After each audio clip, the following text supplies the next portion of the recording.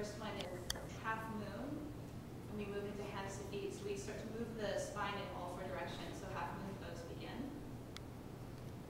So first we move to the right. Again, this is working to lengthen the spine and to really help to open back side body, then moving over. Side body, then moving over to the left. Thanks, Nicholas. All right, second direction of the spine, now opening up through right side body and then coming back to center. Third direction of the spine as we move into our first backward bend of practice. Again. Okay, heart is lifting, we're leading with the eyes, going back, way back, breathing, and change back up to center. Lovely work. From here, we're going to hinge at the hips, forward fold.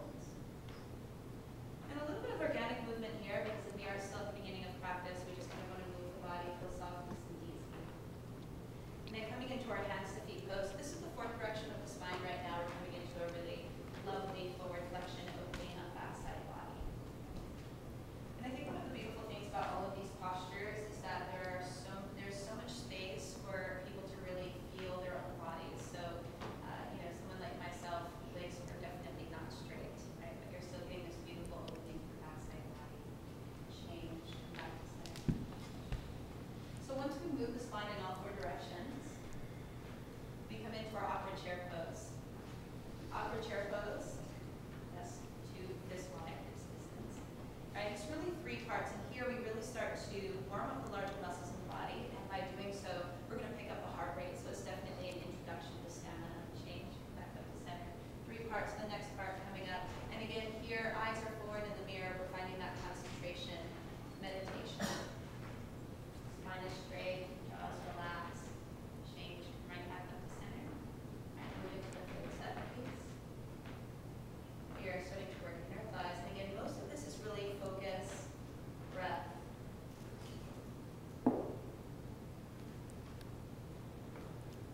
Great control, Nicholas. And change, right back up to center. From awkward chair pose, we move into our eagle posture again. And so eagle posture now starts to really introduce compression into the body here. We're really kind of wrapping the body out like a pretzel. And so we're sitting low into the hips, we're squeezing, we're starting to open up the larger joints in the body. And with all of these postures, we're always doing right side and left side. Change, back to center, and release. First, best part of this practice, party time. So here, we'll just take a rhythm, right? So we just really work with the body, and for a lot of people, especially if they're new students, they're just kind of like, woo. We take a small sip of water, and then we move into our next set of postures, which comes into the balancing series. So here we do three postures where we're balancing in a straight standing leg, really starting to hone that focus. First posture is standing forward into knee pose. Begin. And so here we get a beautiful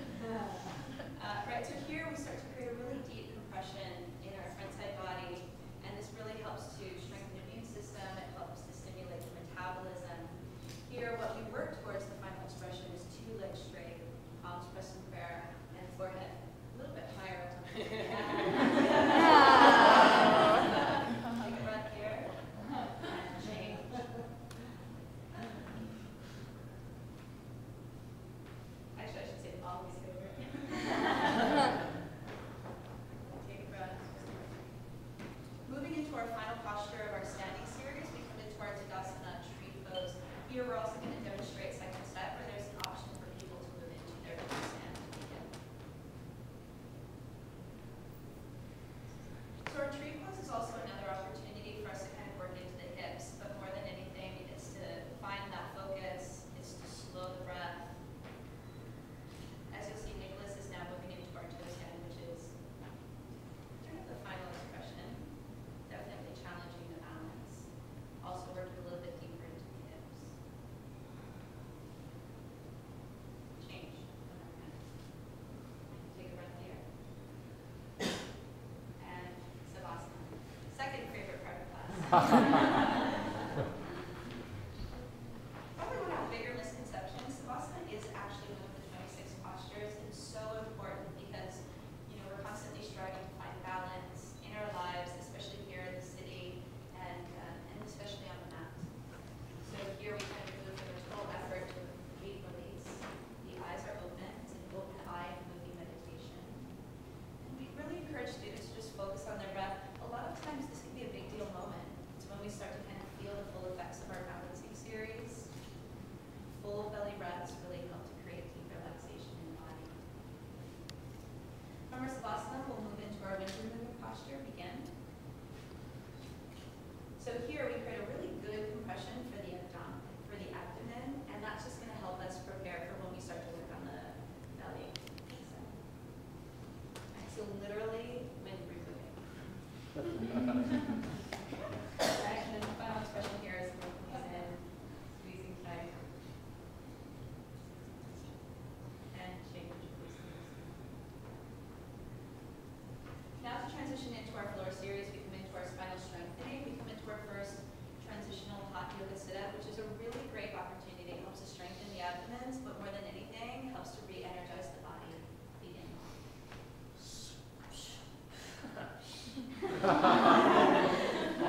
Turn around, lay down on your belly, moving into our spinal strengthening series. Spinal strengthening really kind of considered the meat of the practice. We go through warm-up and balancing to help the body prepare to now work kind of deep into the muscles that support the back, support the spine.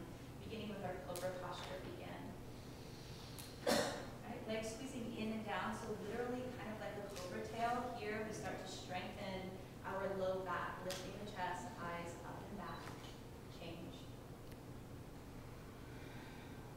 You'll notice that between every posture now, we're coming into a belly savasana. So again, that balance of total effort to complete release, taking a breath, and moving into our lotus posture. Our lotus posture is another one where there's actually 3 parts to it. And here we start to really work into our upper back strength and part of our middle back strength begin. So we'll first start with single leg lifts, right leg to left leg. Chin away from chest, really feeling lengthening in the body. Change. And then this is really in preparation for us now lifting both legs up. Begin.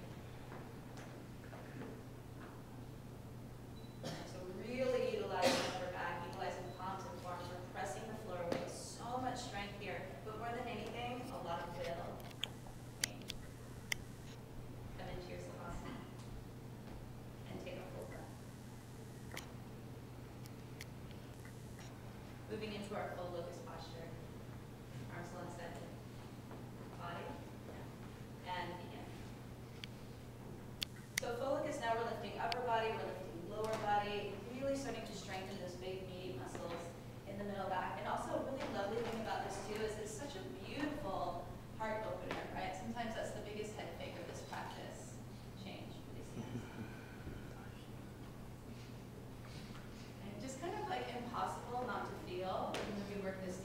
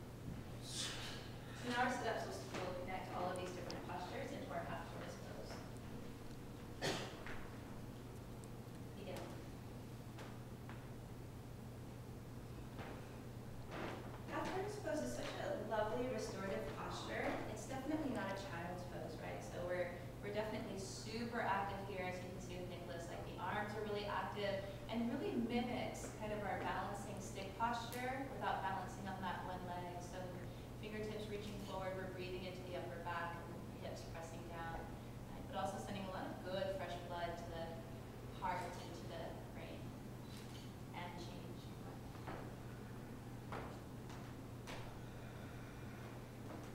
And right back into our Savasana.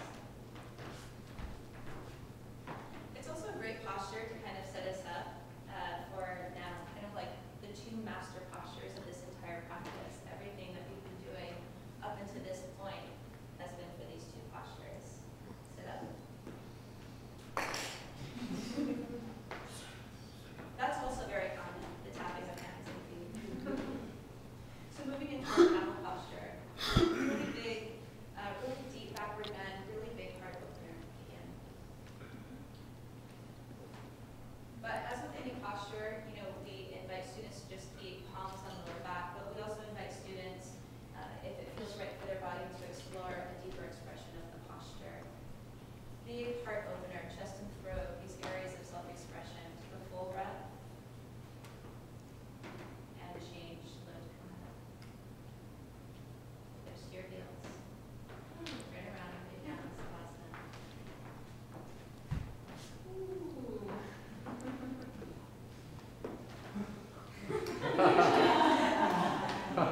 We usually take an extra few moments here, right? Because I think it's just really, really common that as we move through life, and again, as we really move through big city, we tend to gather a lot of armor. And in these moments, we ask our students to kind of break open in a really big and lovely way. And I think the other beautiful thing about the people who are graduating this teacher training is that I would fully trust them